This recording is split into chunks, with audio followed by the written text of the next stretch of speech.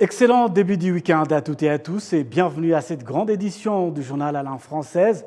Vous êtes en compagnie de Patrick Nilidandi. Tout de suite, l'essentiel de l'actualité. Le Rwanda abrite depuis le 21 avril dernier une conférence panafricaine de lutte contre le paludisme qui connaît la participation de plus de 1500 délégués venus de tous les coins du monde. L'objectif de cette conférence, les participants ont examiné les voies et moyens de faire face au paludisme sur le continent. Ce vendredi, la délégation venue participer à cette conférence a été reçue par le Premier ministre rwandais, Dr Edouard Ngirente. Suivez ce reportage. Venu participer à la conférence panafricaine de lutte contre le paludisme, qui connaît la participation de plus de 1500 délégués venus de tous les coins du monde, les organisateurs de l'événement ont été reçus par le Premier ministre rwandais, Dr Edouard Ngirente. Au cours de cet entretien, le chef du gouvernement rwandais a réaffirmé la volonté du Rwanda de poursuivre son programme de lutte contre le paludisme et a indiqué que le pays a besoin de la coopération de tous. Ce groupe reçu par le Premier ministre est constitué des experts et chercheurs, mais aussi des décideurs dans la lutte contre le paludisme en Afrique et dans le monde. Ce groupe exprime son intérêt pour les mesures exemplaires prises par le Rwanda dans la lutte contre le paludisme. Ils ont demandé que le Rwanda continue d'aider les autres pays à prendre des mesures similaires fermes dans cette lutte. Le Premier ministre a rassuré que le Rwanda ne cesserait de lutter contre la maladie qui tue chaque année des centaines de milliers de personnes en Afrique. Le docteur Ngirente a aussi indiqué que le Rwanda est prêt à poursuivre sa contribution dans ce domaine dans la région, en Afrique et dans d'autres parties du monde, partageant ainsi avec d'autres pays son expérience dans la lutte contre le paludisme.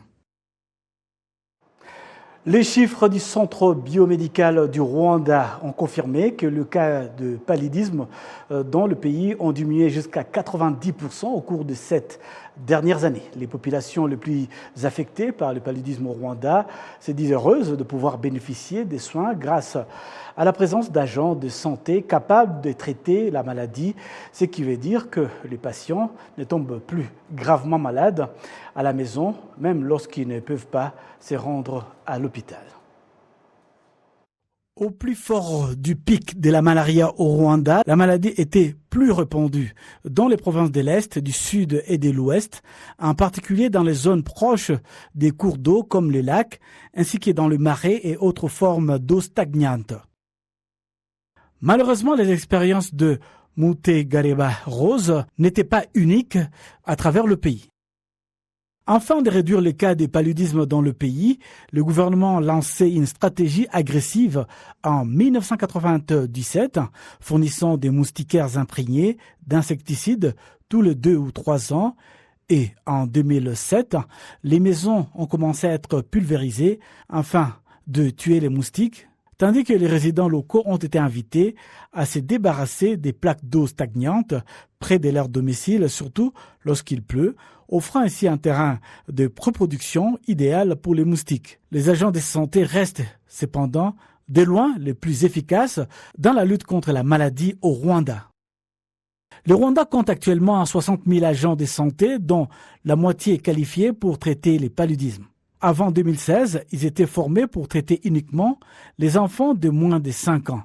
Mais alors que la maladie continue de se propager, la nécessité de les former à traiter les personnes de tous les âges a été reconnue et ceux qui n'avaient pas les moyens de se faire soigner les recevaient gratuitement. Cependant, les défis subsistent dans la lutte contre le paludisme, notamment en matière de sensibilisation à l'utilisation des moustiquaires. Et là encore, les agents de santé ont été appelés à former les gens à leur bonne utilisation.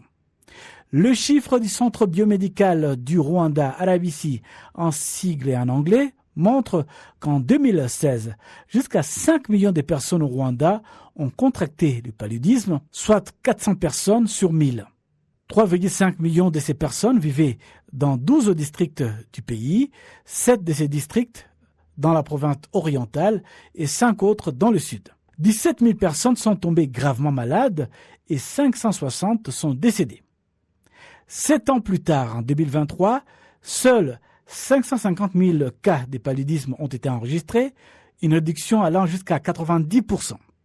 Les décès sont tombés à 51, soit une réduction de 91%, tandis que les cas graves ont été réduits de 1300.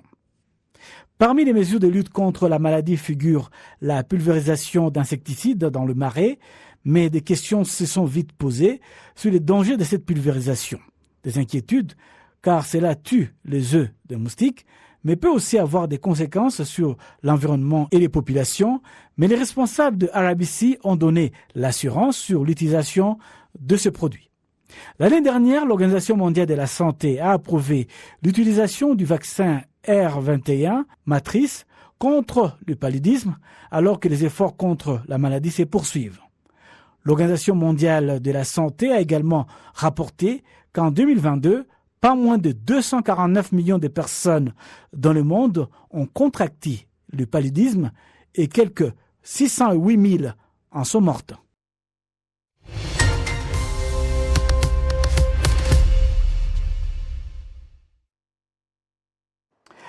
Bienvenue à l'entretien de la semaine. Depuis le 7 avril dernier, le Rwanda commémore le génocide perpétré contre les Tutsis dans ce pays. Ça fait déjà 30 ans. Et pour parler de ce génocide, nous avons le plaisir de recevoir dans ce studio Jessica Mwiza. Bienvenue, vous êtes activiste de la mémoire et depuis plusieurs semaines, vous êtes donc à Kigali et donc vous avez organisé également dans le cadre de la mémoire de ces génocides perpétrés contre les Tutsis, différents cafés littéraires qui ont été organisés à Kigali. Pouvez-vous nous dire un peu les différents thèmes que vous avez choisis pour cette commémoration ? Ils ont été assez complets. Il y a eu d'abord un thème plutôt autour de l'histoire, avec le livre Sans ciel ni terre d'Hélène Dumas, qui retrace la parole des enfants rescapés du génocide. Il y a ensuite eu un thème plutôt sur la justice, avec Le cri du Falcon, un nouveau livre par Bernard Minguin, qui traite de l'affaire politico-judiciaire du crash de l'attentat de l'avion du président Juvénal Habyarimana. Aussi sur un volet judiciaire, Andrew Wallis, qui nous a parlé de son livre Stepped in Blood et des complicités internationales et aussi des fugitifs génocidaires qui vivent un petit peu partout dans le monde. On a eu un volet culture très important qui retraçait l'initiative Rwanda Écrire par devoir de mémoire des auteurs africains et panafricains, Noki Djedanoum, Boris Boubacar Diop et d'autres. Et évidemment le roman incontournable pour raconter l'histoire du génocide contre les Tutsis et le rendre accessible au grand public. Alors pourquoi avoir choisi ces différentes thématiques à l'occasion justement de cette 30e commémoration ? Parce que c'est assez complet et parce que c'est autour de ces livres que s'écrivent aussi l'histoire du génocide contre les Tutsis. Lorsque l'on parle de la justice, on entre dans les détails vraiment au millimètre de comment le génocide a été possible sur un critère de politique internationale, d'utilisation des différentes instances administratives, judiciaires du pays et des pays bien sûr complices, mais aussi pour prendre un exemple plus simple, plus accessible à tous, le roman qui nous permet de vraiment personnifier l'histoire du génocide. Comme on sait que malheureusement aujourd'hui il y a une tendance internationale à banaliser l'utilisation de ce mot, les personnes qui ont envie de dire que cette histoire les concerne plus et plus importante mettent le mot génocide à toutes les sauces. Mais lorsqu'on lit un récit vraiment du génocide contre les Tutsis, on se rend compte en fait que ce n'est pas n'importe quelle histoire, que c'est vraiment la solution finale, que c'est vraiment le crime des crimes, comme on l'a appelé.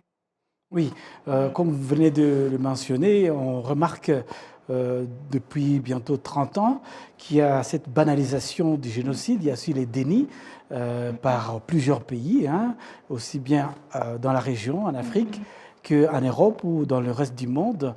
Et que faut-il faire pour tenir tête à ces gens qui rénient ces génocides reconnus par les Nations Unies ? Déjà, il faut se renseigner. Donc, c'est bien qu'on parle de ces cafés littéraires. Ils auront lieu encore pendant les 100 jours. Toute personne qui se rend sur les réseaux sociaux de Kwibuka Rwanda pourra voir les prochains cafés littéraires et donc s'y rendre. C'est important de se renseigner d'apprendre avec précision quels ont été les mécanismes du génocide, de monter vers le génocide, mais ensuite d'application et de négation. Tout cela, c'est traité dans les livres, mais aussi dans des articles, dans des conférences. Et une fois qu'on s'est saisi de ce matériel, c'est important de répliquer, d'aller sur toutes les plateformes. On parle souvent des réseaux sociaux, les jeunes doivent s'en saisir et aller parler sur Twitter, sur TikTok, sur Instagram, sur Twitch.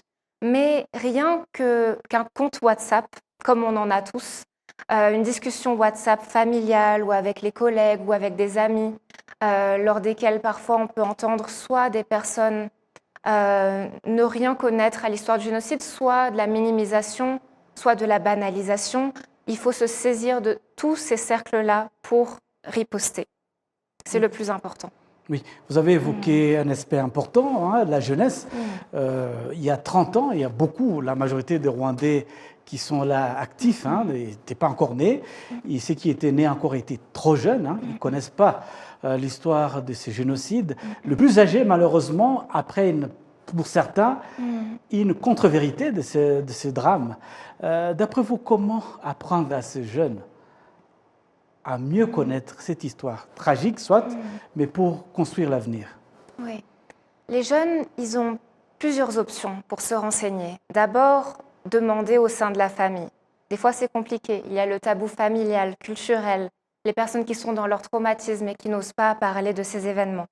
Dans ces cas-là, on peut sortir du cercle familial et aller demander à des personnes que l'on sait sachantes, que l'on sait possédant ces connaissances-là. Ensuite, il y a des formes d'apprentissage très accessibles, par exemple le documentaire. Récemment, il y a un documentariste qui s'appelle Bernard Belfroid, qui a sorti Une des 1000 collines, son dernier film, qui est incroyablement pédagogique. Donc les jeunes, par exemple, peuvent se saisir de ce documentaire, qui est très respectueux, qui n'a pas vraiment d'images terribles qui pourraient faire peur et qui est très pédagogique à la fois. C'est l'une des manières de se renseigner. Après, il y a aussi les comptes des militants, des activistes, comme les miens, les blogs qui existent depuis très longtemps et les personnes rescapées qui nous font don de leurs paroles, même sur les réseaux sociaux. On peut les retrouver sur Twitter. On vous suit régulièrement sur les réseaux sociaux, les blogs. Certains jeunes qui vous envient peut-être, qui veulent pouvoir réagir comme vous. Quel conseil pouvez-vous donner à ces jeunes? Ils ont peut-être plein d'idées, mais ils n'osent pas répondre justement à ces personnes qui dénient, qui banalisent les génocides perpétrés contre les Tutsis. Je leur dis, parlons-nous, organisons-nous. Ces jeunes-là sont vraiment les bienvenus de m'envoyer un message, de me demander de relire par exemple leurs idées de posts sur Twitter, sur Instagram ou autre. Je le ferai avec plaisir, je donnerai des conseils avec plaisir. Et je trouve que c'est très important de faire ces formations intergénérationnelles. Moi, je pose des questions à nos aînés. Les plus jeunes peuvent me poser des questions et nous pouvons tous ensemble travailler à protéger la mémoire du génocide contre les Tutsis. Merci à vous, Jessica Mwiza. Je rappelle aux téléspectateurs de la télévision rwandaise que vous êtes donc activiste de la mémoire et que vous êtes toujours prête à répondre aux questions de la télévision rwandaise. Merci. Vous restez avec nous. Nous allons donc découvrir le reste de l'actualité rwandaise africaine avec le Massa qui est donc cette activité culturelle.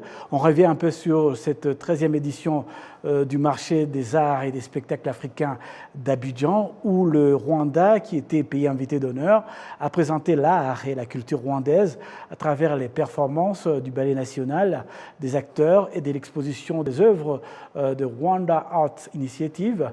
Plus de 50 pays d'Afrique ont échangé leur culture à travers 300 spectacles pendant 10 jours. Nous suivons ce grand reportage d'Amandine Ndekoubansabo. Le marché des arts du spectacle africain d'Abidjan, créé en 1990, vise à renforcer les capacités des professionnels africains des arts vivants et à permettre l'accès des productions africaines et de leurs artistes au marché international.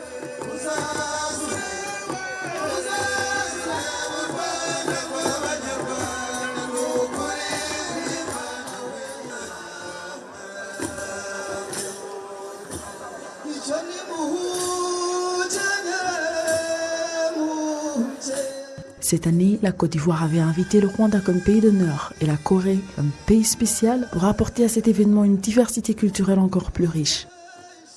Nous avons bien sûr la joie d'accueillir le Rwanda, pays invité d'honneur, et la République de Corée, pays invité spécial.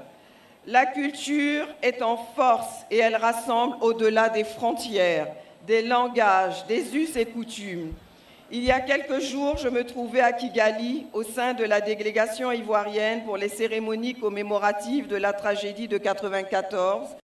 Au deuxième jour de son déplacement en Côte d'Ivoire, la secrétaire d'État au ministère de la Jeunesse et des Arts, Mme Sandrine Moutoni, s'est jointe à la ministre de la Culture et de la Francophonie de Côte d'Ivoire, ministre de la Culture de la Guinée-Bissau, au vice-président du groupe de la Banque africaine de développement, ainsi qu'à la communauté rwandaise vivant à Abidjan pour la 30e commémoration du génocide perpétré contre les Tutsis au Rwanda en 1994. En marche avec le Massa, Mme Sandrine Moutoni a participé à une table ronde pour les rencontres professionnelles sur le thème « L'impact des arts et de la culture dans le processus de développement, exemple du Rwanda.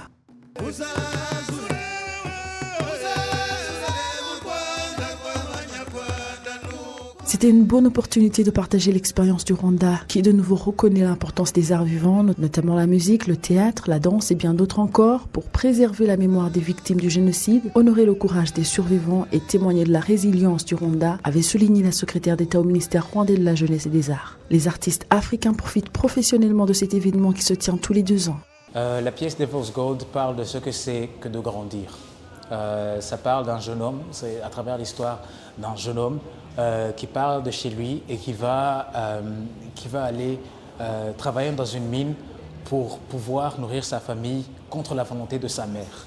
On était bien appréciés, on a bien présenté le spectacle et la plupart des festivaliers ont voulu qu'on leur apprenne à danser, à chanter, à jouer aussi au tambour. C'était un plaisir, un très très grand plaisir pour le Rwanda d'être représenté ici et surtout d'être un pays d'honneur.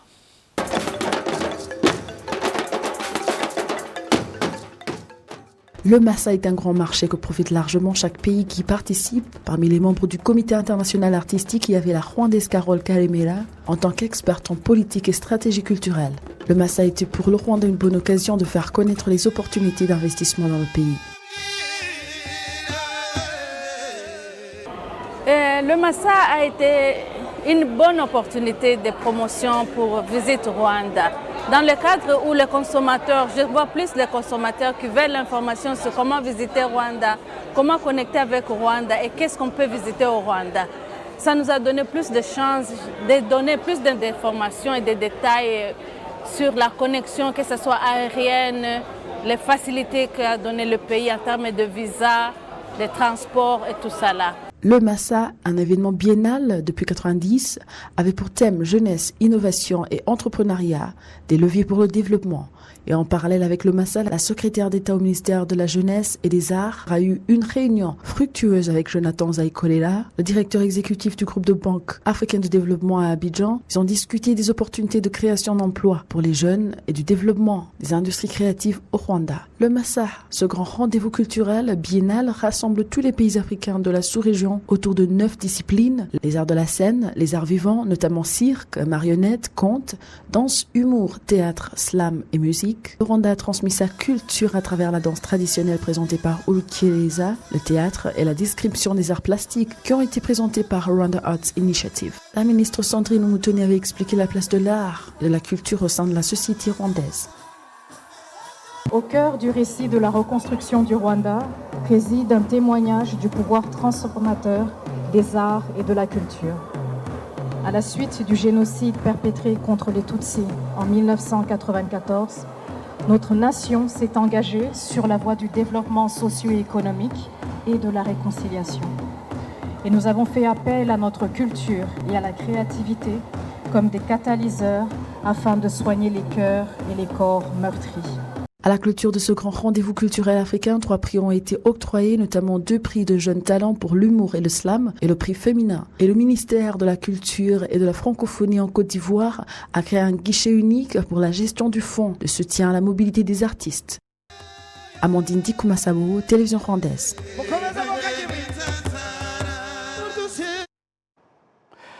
Certains de ceux qui ont participé au massacre lors du génocide perpétré contre les Tutsis interpellent ceux qui nient et dénigrent ce génocide d'admettre la réalité de la vérité tragique de l'histoire du génocide et de partager avec ceux qui fuient cette réalité, car cela permettra à la jeunesse rwandaise de se débarrasser de l'idéologie du génocide.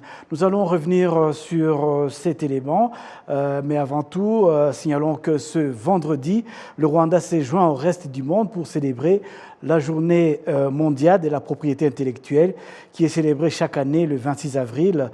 Ce vendredi s'est tenu donc des activités de célébration.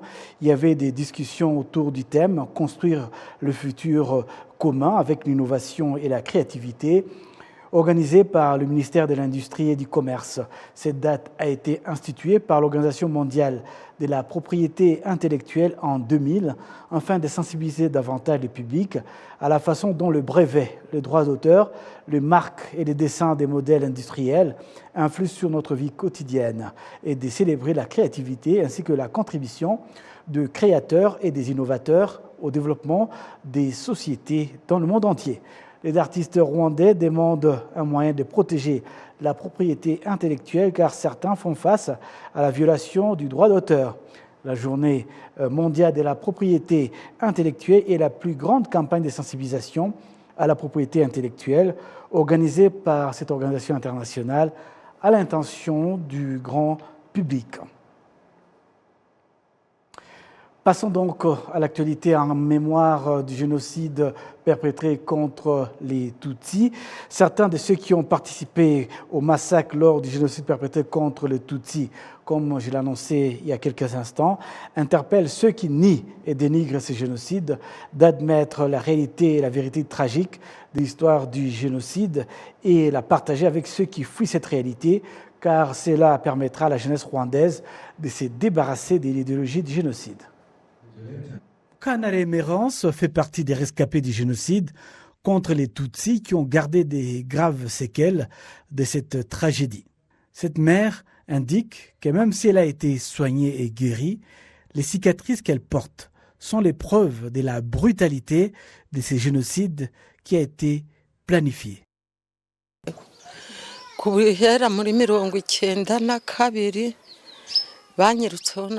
Déjà en 1992, les tueurs couraient après moi. Ils m'ont déshabillé. Ils me demandaient de danser pour eux et ils me frappaient. En 1994, la situation s'est fortement détériorée. Ils m'ont poursuivi en utilisant même des chiens jusqu'à ce qu'ils m'ont attrapé et m'ont frappé avec des armes traditionnelles sur toutes les parties de mon corps, notamment sur les différents membres de mon corps.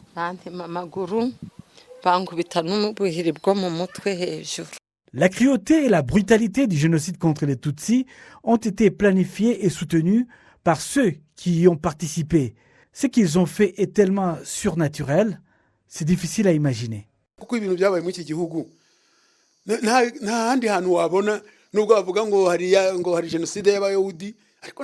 Le génocide qui s'est passé au Rwanda n'a rien de comparable en termes de cruauté avec les autres génocides. Il a commencé bien avant, en 1973, mais aussi en 1982. Il y a eu des tueries. Dans les années 90, l'horreur a dépassé l'entendement. Je suis contre ceux qui disent que ce génocide n'a pas été préparé. Si les présidents de la République de l'époque pouvaient annoncer clairement ses intentions, les présidents du parti au pouvoir, tous les deux l'ont déclaré. Nous avons été formés par la suite dans ces camps militaires.